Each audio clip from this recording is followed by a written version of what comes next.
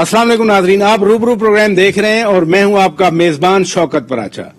पार्लिमानी जमहूरियत में हुकूमत और अपोजिशन के दरमियान तो मैच पड़ते हमने खुद कई बार देखे हैं, लेकिन ये हार्डली ऐसा होता है कि अपोजिशन के खिलाफ लगी रहे और बयानबाजी बहुत हाई पिच पर चली जाए। कौन किसकी गेम कर रहा है, किसके मफादात किससे वाबस्ता हैं, कुछ समझ नहीं आ रही। अपोजिशन की एक बड़ी पार्टी PMLN यानी नून लीग के रहनुमाओं की तरह ये बात सुने। PDM के अंदर कोई दावत पाकिस्तान पीपल्स पार्टी को नहीं दी गई। दरवाजे बंद है, दरवाजा उस वक्त खुलेगा जब आप PDM को एतमाद बहाल करेंगे। शाहिद खाकान अब्बासी ने उसी मौकफ को आर्टिकुलेट किया जो PMLN का मौकफ है, जो मेरा मौकफ है। ये बयानात आए तो फिर पीपल्स पार्टी के चेयरमैन बिलावल भुट्टो जरदारी ने भी अपनी बात की, जरा वो भी सुने। सदर मुस्लिम लीग शहबाज शरीफ साहब है, जो शहबाज शरीफ साहब कहेगा हम उसको और उसका बयानिया को मुस्लिम लीग की पॉलिसी समझेंगे। जब अपोजिशन की बड़ी जमातें एक दूसरे के बारे में ऐसी बात करें तो फिर उसका यकीनन फायदा हुकूमत को पहुंचता है, और इसलिए शेख रशीद ने क्या कहा, जरा सुने। पूरे 5 साल इमरान खान तुम पे हुकूमत करे। हुकूमत जो भी कहे, अपोजिशन जो भी कहे, जो भी ये करें, लेकिन उसका बराह रास्त असर अवाम पर पड़ता है। कराची के अवाम क्या कह रहे हैं, जरा सुनिए। हाथ में पंखा लेके और रात भर बैठे रहिए और कोसते रहिए इन लोगों को। 2-2 घंटे 4-4 घंटे चली जाती, कोई ठिकाना नहीं है। 8,000 10,000 9,000 कमरे के मकान का। कोरोना के मरीज कैसे सुख पाएंगे, क्या गरीब आदमी करेगा, क्या कारोबार करेगा। 5-5 6-6 घंटे लाइट नहीं होती। हम इन्हीं मौजूआत पर बात करेंगे। 3 अहम मेहमान हमारे साथ मौजूद होंगे। हमारे साथ इस प्रोग्राम में मौजूद हैं वफाकी वजीर सैयद अमीनुल हक साहब, MQM पाकिस्तान से उनका ताल्लुक है। हम अवामी मफादात, स्पेशली कराची के अवाम के जो मसाइल हैं उस पर बात करेंगे। प्रोग्राम के दूसरे हिस्से में हमारे साथ मौजूद होंगी पीपल्स पार्टी की मरकजी रहनुमा सेनेटर पलवशा खान साहिबा, वो पीपल्स पार्टी का पर्सपेक्टिव देंगी। PDM के आपस में जो तनाव है उस हवाले से हम बात करेंगे, और प्रोग्राम के आखिरी हिस्से में हम तजिया लेंगे और हमारे साथ मौजूद होंगे नामवर कालम निगार तजियाकार सलीम साफी साहब। प्रोग्राम का बाकायदा आगाज करते हैं और हमारे साथ मौजूद हैं सैयद अमीनुल हक साहब। बहुत शुक्रिया सैयद अमीनुल हक साहब, आपने ज्वाइन किया। न्यू कराची हो, कोरंगी हो, लियारी हो, गुलिस्तान जोहर हो, वहां पर अंधेरे छाए हुए हैं, लोगों की जिंदगी अजाब बनी हुई है, दुनिया बदल गई, कराची के अवाम के मसाइल हल ना हो सके बिजली के। जी शौकत भाई, बिल्कुल आप दुरुस्त फरमा रहे हैं। मैं समझता हूं कि के इलेक्ट्रिक एक माफिया के तर्ज पे काम कर रही है, बिल्कुल इसमें दो राय नहीं है। इसने जिसे कहते हैं कि स्टेट विद इन स्टेट, रियासत के अंदर एक रियासत बनाया हुआ है। वफाकी हुकूमत मैं समझता हूं कि के इलेक्ट्रिक के लिए 650 मेगावाट मेरा ख्याल वापडा के जरिए ऑलरेडी सप्लाई करती चली आ रही थी। ये जून गालिबन रमजान के महीने में 350 मेगावाट का और इजाफा किया गया। और कोई गुड न्यूज क्या थी? गुड न्यूज ये थी कि जब K2 यानी कैनप 2 फंक्शन हुआ इसी महीने, तो क्या डिसाइड हुआ कि 550 मेगावाट और भी कराची को दिया जाएगा। इसका मतलब ये कि अब सवाल ये पैदा होता है, इतने मेगावाट आने के बाद के इलेक्ट्रिक अपनी जनरेशन कितनी कर रही है? जी हाँ, जी हाँ, जी। सबसे इंपॉर्टेंट बात ये, जब हम ये देखते हैं कि के इलेक्ट्रिक की अपनी जनरेशन कहाँ जा रही है, इसका मतलब ये है कि वो अपना कराची के अवाम से ज्यादा करते हुए अपनी जनरेशन कैपेसिटी को कम रखा हुआ है ताकि ज्यादा से ज्यादा पैसे बना सके। इस सिलसिले में MQM पाकिस्तान के बिल्कुल नजर है। हमने कई बार जो जिसे कहते हैं कि पावर मिनिस्ट्री के साथ गुफ्तगू की और इस बात को मेक श्योर किया है कि के इलेक्ट्रिक अपनी जनरेशन को बढ़ाए, न सिर्फ जनरेशन को बढ़ाए बल्कि दूसरी चीज क्या है कि इन्हीं प्रॉब्लम को सामने रखते हुए अमीर जमात इस्लामी कराची हाफिज नईम साहब तो मुतालबा कर रहे हैं बाकायदा कि के इलेक्ट्रिक के साथ मुआहदा खत्म किया जाए, कराची के आवाम को निजात दिलाई जाए। आप चूंकि मरकज में वजीर हैं, काबीना में बैठते हैं, वफाकी काबीना में, के इलेक्ट्रिक मरकज के साथ डील कर रही है, तो क्या कहेंगे ऐसे मुतालबात के बारे में? देखिए, मेरा ख्याल है कि वो सिर्फ मुतालबात कर रहे हैं, बातें बना रहे हैं, और MQM क्या कर रही है, फर्क नजर आ रहा है ना कि 650 मेगावाट ऑलरेडी वापडा से नेशनल ग्रिड से कराची को मिल रहा था। MQM पाकिस्तान ने क्या कोशिश की कि इस रमजान के अंदर 350 मेगावाट का फेडरल गवर्नमेंट से इजाफा कराया اور 550 اب KNF سے بھی ملنا شروع ہو جائے گا. اس کا مطلب کہ ہماری کیا خواہش ہے کہ کے الیکٹرک کی کیپیسٹی کو بڑھائے گا. ہاں یہ ذمہ داری چونکہ ایک پرائیویٹ آرگنائزیشن ہے تو کے الیکٹرک کی اپنی ہوتی ہے کہ وہ اپنے ڈسٹریبیوشن کے نظام کو بہتر کرے, اپنی جنریشن کے نظام کو بہتر کرے اور اپنی جو لائن لاسز ہے اس پہ قابو پائے. اور اس سے ان تینوں چیزوں کو میرا خیال ہے کہ ہر موقع پہ ہر میٹنگ پہ کے الیکٹرک کے کان پکڑے جا رہے ہیں اور ان کو بتایا جا رہا ہے کہ آپ اپنے طرز عمل کو بہتر کریں ورنہ سخت سے سخت ایکشن بھی کے الیکٹرک کے خلاف لیا جا سکتا ہے. دیکھیں نا, صرف آپ نہیں کہہ رہے, صرف جماعت اسلامی والے نہیں کہہ رہے. ابھی پرسوں پاک سرزمین پارٹی کے سربراہ مصطفیٰ کمال بھی چیخ اٹھے. انہوں نے کہا کراچی کو کوئی پوچھنے والا نہیں ہے. پانی کے مسائل ہوں, بجلی کے مسائل ہوں, سورج کے مسائل ہوں, کراچی کے عوام کو بھلا دیا گیا ہے. لوگ تو بول رہے ہیں مسائل حل کیوں نہیں ہو رہے پھر؟ بالکل, آپ بالکل صحیح فرما رہے ہیں کہ اگر پانی کے مسئلے کو دیکھا جائے, ٹرانسپورٹ کے مسئلے کو دیکھا جائے, سیوریج کے نظام کو دیکھا جائے تو کراچی کے ساتھ تو زیادتیاں ہوتی چلی آ رہی ہیں. 18ویں ترمیم کے بعد ہونا کیا چاہیے تھا کہ تمام ذمہ داری صوبائی حکومت کی بنتی تھی, لیکن اس کے باوجود پچھلے 3 سالوں سے وفاقی حکومت اس میں کام کرتی چلی جا رہی ہے. میں 3 مثالیں آپ کے سامنے رکھتا ہوں. آپ کو میرا خیال ہے کہ پورے پاکستان میں میٹرو چلتی ہے, کراچی میں نہیں چلتی. وفاقی حکومت انوالو ہوئی اور وفاقی حکومت کے کہنے پہ ان کی انویسٹمنٹ کرنے کے بعد اس میں MQM کے کوشش اور کاوشیں شامل رہی ہیں. اب الحمدللہ گرین لائن اس قابل ہو چکا ہے کہ ہم اسے جولائی نہیں تو اگست میں انشاءاللہ تعالی اس کو فنکشن کر دیں گے. 80 بسیں جسے کہتے ہیں تکمیل کے آخری مراحل پہ 21 یا مے بی 28 جولائی کو وہ بسیں کراچی پہنچ جائیں گے اور اس کے بعد یہ گرین لائن فنکشن ہو جائے گا. پانی کے حوالے سے تو افسوس آتا ہے اپنا شوکت بھائی کہ کراچی کے عوام سب سے زیادہ ٹیکس دیتے ہیں, لیکن اس کے باوجود 13 سال میں سندھ کی صوبائی حکومت نے 13 گیلن پانی بھی کراچی میں اضافہ نہیں کیا. اب مسئلہ کیا ہے کہ وفاقی حکومت کو دوبارہ انوالو ہونا پڑا ہے. K4 کے منصوبے پہ کام ہو رہا ہے, وابڈا نے اس کو ٹیک اوور کر لیا, کنسلٹنٹ ہائر ہو چکے ہیں اور انشاءاللہ تعالی ہماری خواہش ہوگی کہ نیکسٹ 2 ایئر کے اندر اچھا وفاقی حکومت نے کیا کیا. سید امین الحق صاحب, اگر صوبائی حکومت جیسے آپ کہہ رہے ہیں بالفرض اگر وہ کام نہیں کر رہے تو وزیر اعظم عمران خان بھی گئے تھے, پہلے 162 ارب روپے کا پیکج اعلان ہوا تھا, پھر دوبارہ گئے تو 1100 ارب روپے پیکج کا اعلان ہوا. ابھی کل ہی سابق گورنر سندھ محمد زبیر صاحب میرے ہی پروگرام میں کہہ رہے تھے کہ کوئی ایک پیسہ ریلیز نہیں ہوا, کچھ وہاں پر نہیں پہنچا.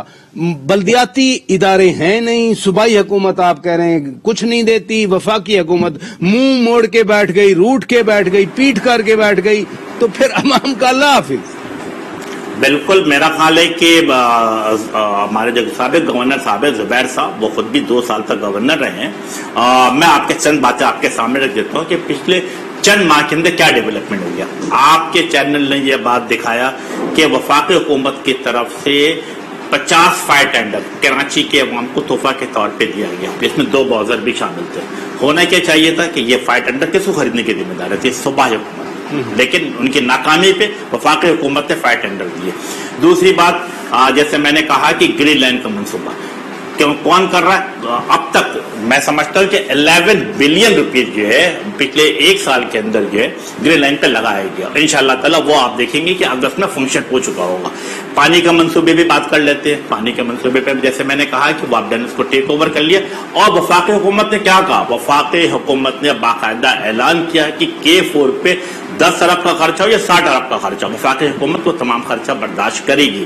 انشاءاللہ تعالیٰ 124 کلومیٹر تک پائپ لائن کراچی کے آؤٹ سائڈ جسے کہتے ہیں وہاں لایا جائے گا. آگمنٹیشن کا کام جو سندھ حکومت کو دی جائے گی. تو ہم اپنا کام بالکل کرتے چلے. اور اسی طرح آپ دیکھیں کہ روڈوں کے مسائل ہیں, سڑکوں کے مسائل ہیں. آپ مجھے بتائیں کہ یہ چھوٹے چھوٹے مسائل کون حل کرتا ہے؟ یہ مسائل حل نہیں کرتے. آپ چھوٹے چھوٹے مسائل فرما رہے ہیں. مثلاً آج کی ڈیولپمنٹ ہے, یہ بلدیاتی ادارے, آپ کی بلدیاتی حکومت تھی, اس کے بعد پھر ختم ہو گئے.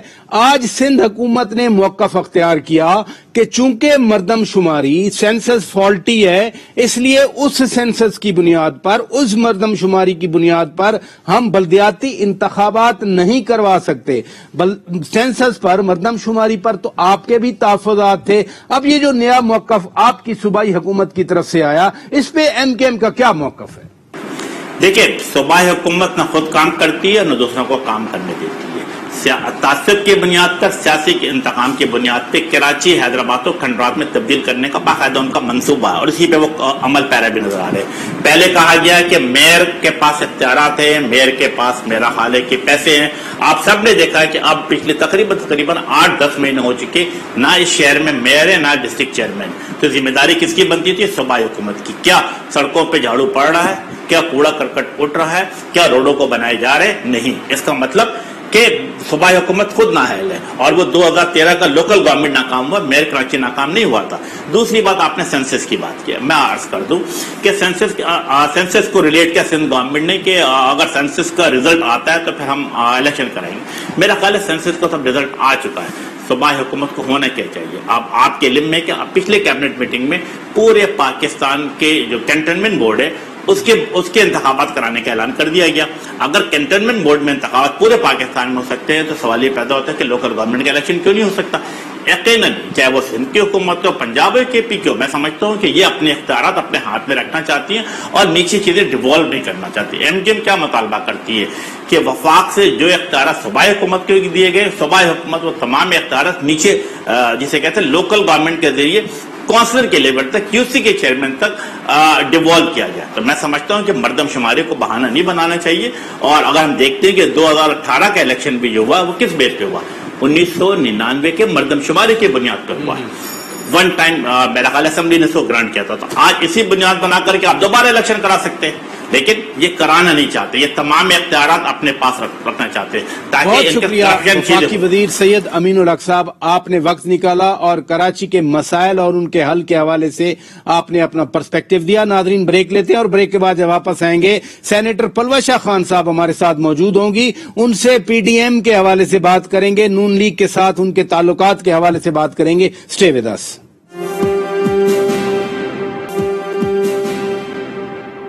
ویلکم بیک ناظرین. بریک پر جانے سے پہلے ہم وفاقی وزیر سید امین الحق صاحب سے بات کر رہے تھے. کراچی کے مسائل کے حل کے حوالے سے ہم نے بات کی. آگے بڑھتے ہیں اور اس وقت ہمیں جوائن کیا ہے پیپلز پارٹی کی مرکزی رہنما سینیٹر پلوا شاہ خان صاحبہ نے. بہت شکریہ پلوا شاہ خان, آپ نے ہمیں وقت دیا.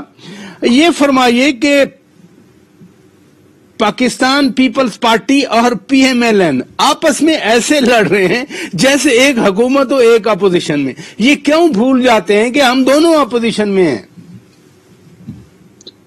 بہت شکریہ شوکت راجہ صاحب, اس بات میں آپ کی جو ہے بڑا وزن ہے, اور یہ بات اب سوچنے کی ہے کہ اس وقت پہلی بات یہ کہ اس جھگڑے کا فائدہ کس کو ہے؟ اس جھگڑے کا فائدہ حکومت کو ہے. جی جی. اور دوسرا بات یہ ہے کہ اس جھگڑے کی آڑ میں کیا وہ چند ہاکش ایلیمنٹس یا وہ جو ایسے عناصر ہیں شدت پسند پی ایم ایل نون میں جو کہ اس تمام جھگڑے کو کہیں کسی مفاہمت کی صورت میں جو ہے وہ نہیں دیکھنا چاہتے, اور جنہوں نے ایک بڑا اچھا چلتا ہوا اتحاد جس کے پلڑے میں بہت سی کامیابیاں تھیں اس کو بالکل جو ہے زمین بوس کر دیا.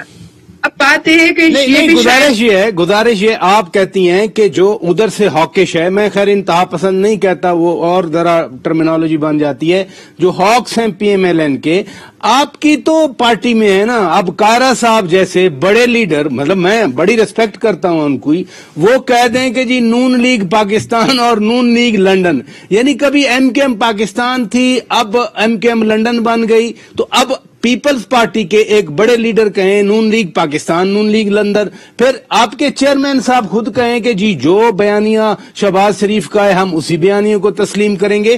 تو ہاکس تو دونوں پارٹیز میں ہے نا.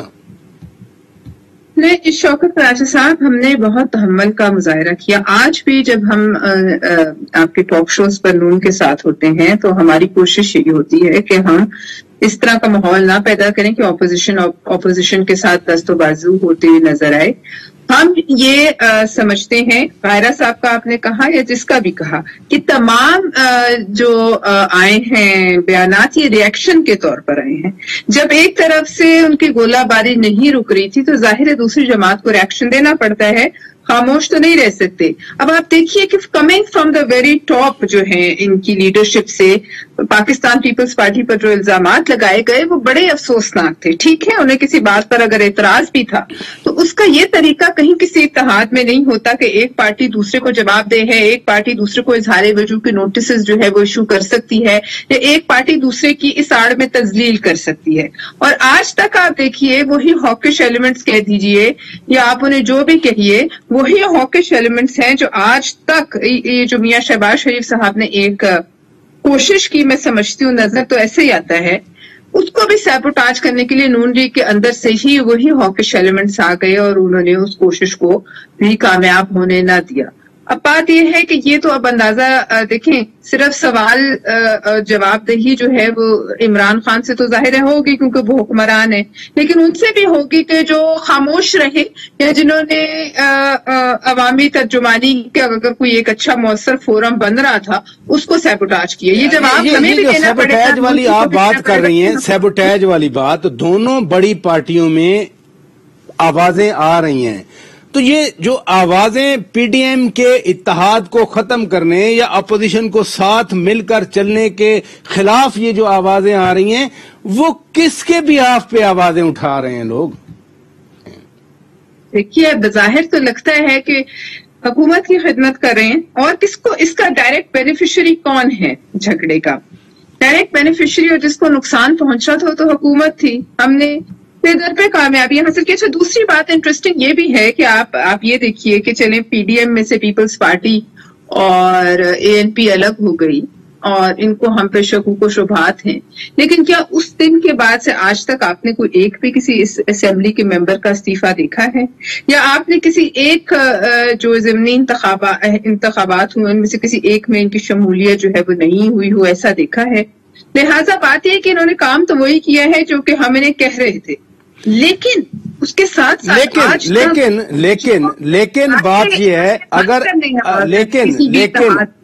अगर इस्तीफे सारे देते तो इसमें तो कोई शक नहीं है, तब आके इम्पैक्ट आता।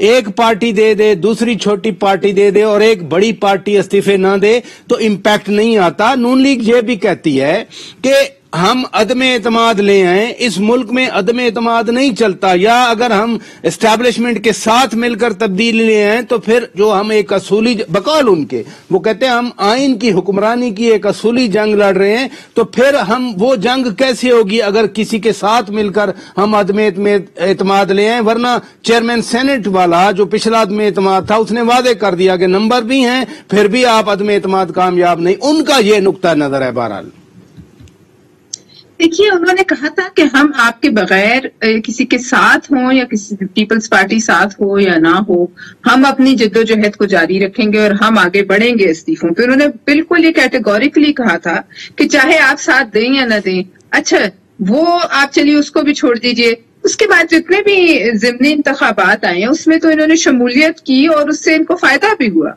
अब देखिए, बात यह है कि ये बातें जी और इन्होंने उससे फायदा हासिल हुआ ना, बहुत सी सीटें जीते। एक पंजाब में जो पब्लिक का परसेप्शन था, सिंध में पब्लिक का परसेप्शन है, जो हुकूमत के खिलाफ फैसले आ रहे हैं वो तो मोहरे इसी में लगी ना। अब बात यह, हुकूमत बैकफुट पर आई इसी बात से आई। और दूसरी बात यह है कि पेदर पे 4-5 इलेक्शन जो हारी है हुकूमत, वो मैं समझती हूँ बड़ा अवामी रेफरेंडम है, लेकिन अब सोचने की बात यह है कि इस मौके पर वो जो एलिमेंट्स हवा दे रहे हैं आपको, उनका क्या है?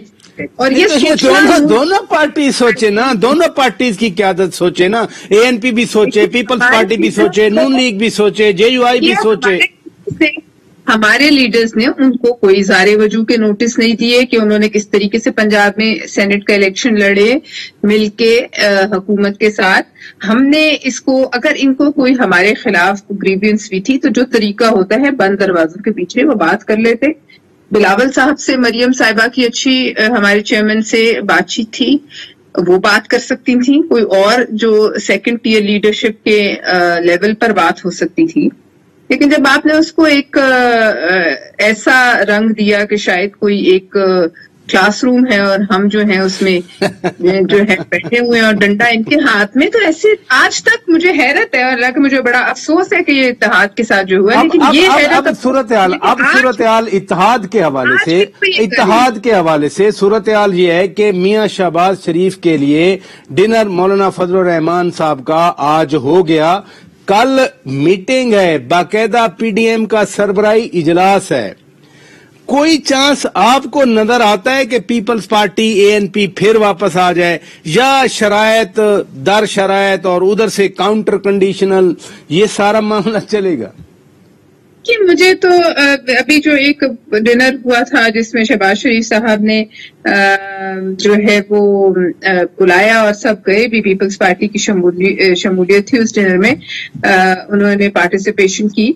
उसके बाद भी जो आपने देखा है एक बयानिया सामने है, उससे तो यही लगता है कि किसी सूरत इनके वो हॉकिश एलिमेंट से जड़ पकड़े। तो ये आप सोच सकते मियां नवाज शरीफ साहब का काम है या मियां शहबाज शरीफ साहब का काम है कि वो इस पर गौर करें कि इन हालात में अगर वो समझते हैं कि वो अपनी जिद्दोजहद अकेले जारी रखना चाहते हैं तो ठीक है। चले बहुत शुक्रिया सेनेटर साहिबा, आपने वक्त दिया। नाजरीन ब्रेक लेते हैं, ब्रेक के बाद जब वापस आएंगे नामवर तजजिया निगार कालम निगार सलीम साफी साहब हमारे साथ मौजूद होंगे। ये जो पीटीएम के हवाले से सूरत हाल इमर्ज हो रही है, अपोजिशन के साथ लगी हुई है। मौलाना फजल रहमान का डिनर आज हो गया, मियां शहबाज शरीफ आए थे, जाहिर है बहुत सारी बातें हुई होंगी, कुछ बातें वो बताएंगे कुछ नहीं बताएंगे, असल फैसले तो कल पीटीएम के इजलास में होंगे। इन्हीं अमूर पर बात करेंगे ब्रेक के बाद। वेलकम बैक नाजरीन। बुनियादी सवाल जो हम इस शो में आपके सामने रख रहे हैं, क्या अपोजिशन की ये जमातें जो नेसेसरली इमरान खान के खिलाफ मुत्तहिद हुई थी under the umbrella of PTM Pakistan democratic movement, क्या वो अब बैठ सकती हैं दोबारा? डिनर भी हो गया मौलाना फजल रहमान का मियां शहबाज शरीफ के हवाले से, और कल पीडीएम का सरबराही इजलास है। क्या मियां शहबाज शरीफ मौलाना फजल रहमान को मनाने में कामयाब हो जाएंगे? इस मौजू पर बात करने के लिए हमने ज़हमत दी है जनाब सलीम साफी साहब को, तजिया निगार हैं, कालम निगार हैं। बहुत शुक्रिया साफी साहब, आपने वक्त निकाला। अपोजिशन बामुकाबला अपोजिशन, ये कभी ऐसा होता है पार्लिमानी जमहूरियत में? जी पहले भी कई मरतबा हुआ है। अच्छा। और इस वक्त तो ये कि हुकूमत बमुकाबला हुकूमत है और अपोजिशन बमुकाबला अपोजिशन है। एक तो ये जो पिछले इलेक्शन में जो सिस्टम बनाया गया था उसमें अगर आप देखें तो उन लोगों को हुकूमत दे गई थी या दिलवाई गई थी जिनको हुकूमत करना नहीं आता, और जिनको अपोजिशन में धकेल दिया गया था उनको अपोजिशन करना नहीं आता। आप देखें कि पिछले 2-2.5 साल में पीपल्स पार्टी की कौन सी अदा वो अपोजिशन वाली रही?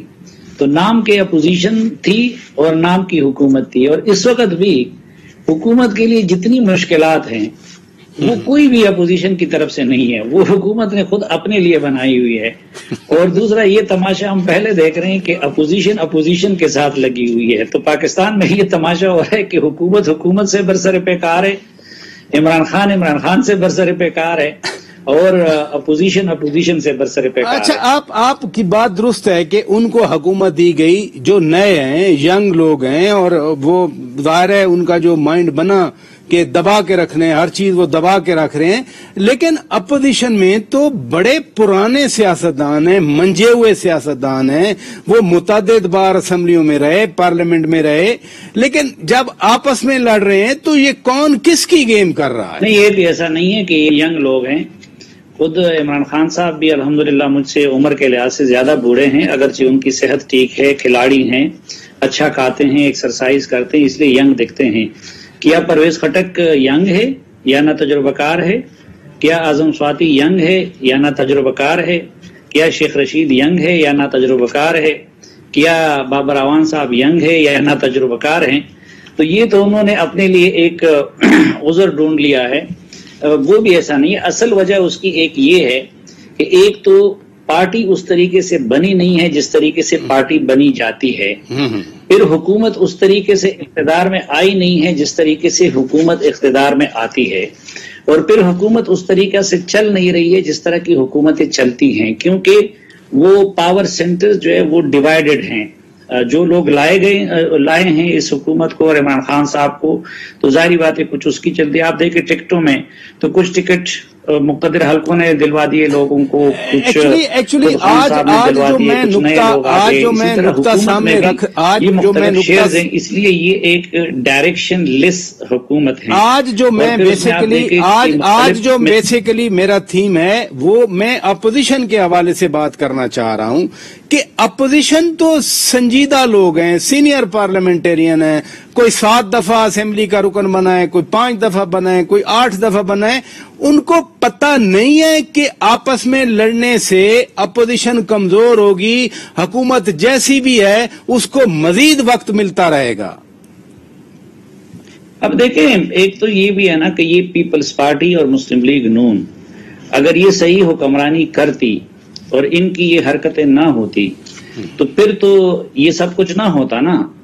یہ اس وقت جو ملک میں جو ہائیبریڈ بساط بچی ہوئی ہے تو اس کے ذمہ دار تو بھی اس لحاظ سے وہ دونوں جماعتیں ہیں کہ وہ نہ تو مثلا جن جن چیزوں سے آج وہ فریاد کر رہی ہیں، اگر نیب ہے تو نیب کیا ان دونوں کے دور میں نہیں تھا. اگر آج ایک دوسرے کے خلاف اگر ان پہ غداری کے اور اس طرح کے الزامات لگ رہے ہیں اور چور اور ڈاکو کے، تو یہ تو پیپلز پارٹی اور مسلم لیگ نون نے ایک دوسرے کے خلاف یہی کیا تھا. تو ماضی میں بھی ان کا کردار بطور حکمران بھی اور بطور اپوزیشن بھی کوئی مثالی نہیں تھا. پھر ابھی جب سے وہ اپوزیشن میں گئے ہیں، ایک تو یہ کہ زرداری صاحب اس سینس میں اپوزیشن میں نہیں ہے کیونکہ ان کو سندھ جس سے ان کو زیادہ دلچسپی ہے تو سندھ اس سیٹ اپ میں بھی ان کو دلوایا گیا تھا. تو آپ اگر دیکھیں تو پیپلز پارٹی کی ایک تو ظاہری بات ہے پیپلز پارٹی کی قیادت کی اصل مجبوری اور کمزوری وہ ان کے کیسز ہیں، اور دوسرا جو ان کی کمزوری ہے وہ سندھ حکومت ہے. تو اس لیے بھی وہ جینون اپوزیشن کبھی بھی نہیں بن سکتے. پھر مسلم لیگ نون کا المیہ یہ ہے کہ مسلم لیگ نون میں ایٹ اے ٹائم 2 بیانیے چل رہے ہیں اور وہ دونوں شاید اتفاق سے چل رہے ہیں. ایک شہباز شریف صاحب کا بیانیہ ہے، ایک نواز شریف صاحب اور مریم نواز صاحبہ کا بیانیہ ہے. تو 2 کشتیوں پہ سوار جو ہے وہ کبھی بھی دریا کو کامیابی کے ساتھ پار نہیں کر سکتے. اچھا ابھی آپ نے دیکھا کہ میاں شہباز شریف کا ڈنر مولانا فضل الرحمان صاحب نے دیا، اور ظاہر ہے یہی باتیں پی ڈی ایم کے حوالے سے اپوزیشن کے حوالے سے آپ کیا سمجھتے ہیں؟ میاں شہباز شریف کامیاب ہو جائیں گے مولانا فضل الرحمان کو منانے میں کہ پی ڈی ایم کے صدر کی حیثیت سے، سربراہ کی حیثیت سے وہ کل کے اجلاس میں پیپلز پارٹی کو بھی بلائیں، اے این پی کو بھی بلائیں، اور دوبارہ اے این پی اور Peoples Party P D M کا اسی طرح حصہ بنے جب وہ جلسے کرتے تھے؟ کراچی میں کیا، لاہور میں کیا، گجرانوالہ میں کیا، ملتان میں کیا، دیگر شہروں میں کیا. جی مجھے اس کا امکان نظر آتا ہے. اچھا. کہ مولانا صاحب بھی مان جائیں. اچھا. وجہ اس کی یہ ہے کہ مولانا صاحب پھر اکیلے تو کچھ نہیں ہے نا، اور پی ڈی ایم میں ٹھیک ہے قوم پرست جماعتیں بھی ہیں، ایک آدھ دوسری مذہبی جماعت بھی ہے. تو مولانا صاحب کی پی ڈی ایم کی اصل اسٹرینتھ جو تھی وہ تو یہ 2 بڑی پارٹیاں تھیں، ایک مسلم لیگ نون اور ایک پیپلز پارٹی. اب اگر پیپلز پارٹی پہلے سے ناراض ہو گئی ہے تو مولانا صاحب کو مسلم لیگ نون کی رائے کا تو خیال رکھنا ہوگا. اور مجھے لگتا ہے کہ شہباز شریف صاحب جو کچھ کر رہے ہیں اس کو ضرور نواز شریف کی بلیسنگ حاصل ہوگی. تو ابھی تک جو کچھ چل رہا تھا تو اگر مسلم لیگ نون اس پہ قائل ہو جاتی ہے تو پھر مولانا فضل الرحمان صاحب کو زیادہ ریزسٹ کرنا ان کے لیے بھی ممکن نہیں ہوگا. اور لیکن ابھی آپ نے شاہد خاقان عباسی صاحب کا وہ ابھی پریس کانفرنس تھی 3-4 دن پہلے، انہوں نے کہا تھا سوال ہی پیدا نہیں ہوتا پیپلز پارٹی واپس ہے. مریم نواز صاحبہ نے کہا کہ جو موقف شاہد خاقان عباسی صاحب کا ہے وہی ایگزیکٹلی میرا ہے. تو وہ اپنی بات پہ ڈٹے ہوئے ہیں. ادھر سے میاں شہباز شریف آپ کے خیال میں پھر کیسے کامیاب ہوں گے مولانا صاحب کو منانے کے لیے؟ پہلے گھر والوں کو تو منائیں. وہ نہیں دیکھیں ہم ذرا مثلا دلوں کا حال تو اللہ جانتا ہے. جی. لیکن آپ اگر کسی کے بارے میں کوئی اوپینین قائم کرتے ہیں تو ایک اس کی پاسٹ کو دیکھتے ہیں اور دوسرا پھر ان کے مختلف اقدامات کو دیکھتے ہیں. اب جہاں تک دونوں بھائیوں کے بیانیے کا تعلق ہے تو ہم دیکھ رہے ہیں کہ یہ پرویز مشرف کے دور میں بھی یا اس سے پہلے جب ان کی حکومت تھی تو اس وقت بھی شہباز شریف صاحب اسی ایکسٹریم پہ تھے، اور پھر میاں نواز شریف صاحب فوج کے بارے میں دوسری ایکسٹریم پہ چلے گئے، لیکن دونوں پھر اکٹھے جیل بھی گئے اور دونوں پھر اکٹھے باہر بھی گئے اور دونوں پھر اکٹھے اندر بھی آئے۔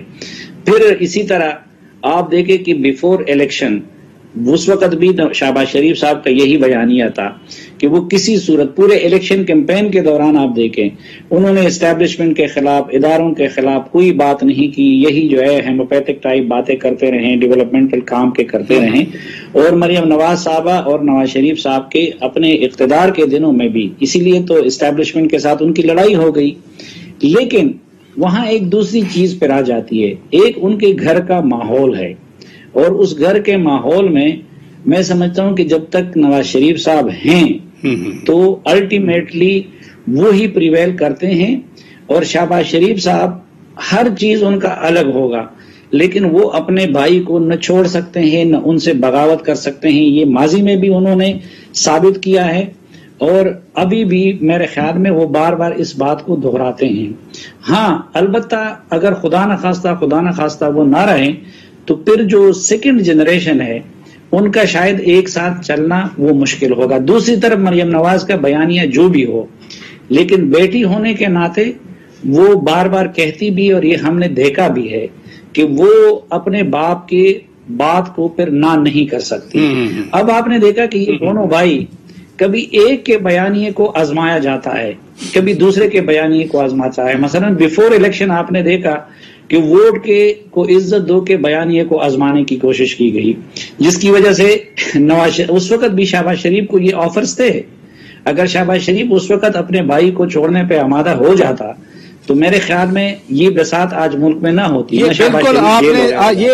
یہ بالکل درست بات ہے آپ کی کہ میاں شہباز شریف نہیں چھوڑیں گے میاں نواز شریف کو۔ بہرحال بہت شکریہ سلیم صافی صاحب، ناظرین اپنا تجزیہ دے رہے تھے، اور ان کے خیال میں یہ انتہائی ممکن ہے کہ پیپلز پارٹی اور اے این پی کو مولانا فضل الرحمان واپس لے آئیں، کٹسی دی ایفرٹس فرام میاں شہباز شریف، اور یہی وہ چیز ہے جو کل ڈسکس ہونی ہے جب پی ڈی ایم کا سربراہی اجلاس ہوگا۔